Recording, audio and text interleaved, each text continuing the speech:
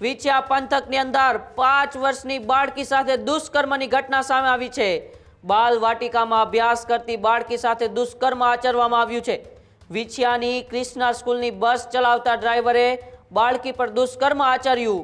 School bus driver બાળકીને વાડી વિસ્તારમાં લઈ જઈને દુષ્કર્મ આચર્યું।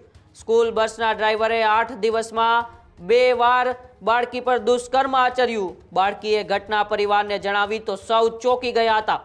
પરિવારે તરત જ વિછિયા પોલીસ સ્ટેશનમાં ફરિયાદ નોંધાવી હતી।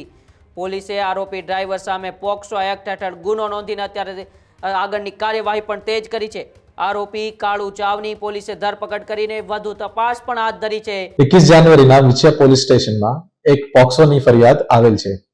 એમાં સગીર વયની બાળકી ઉંમર 5 साल 10 महीना वाड़ी को आरोपी खाड़ूभाई नागजीभाई छाव उम्र 50 वाड़ाए फरियादीनी दीकरी सगीर वयनी जेना ऊपर तारीख 13 जान्युआरी 2026 અને 20 जनवरी 2026 ना दीकरी ने ले जाकर उस पर दुष्कर्म किया। ऐसी माहिती मिलने पर विछिया पुलिस स्टेशन में रेप विथ पॉक्सो का गुना दाखिल કરવામાં આવેલ છે અને આરોપીની અટક કરી લેવામાં આવેલ છે। વધુ તપાસ અભી ચાલુ છે।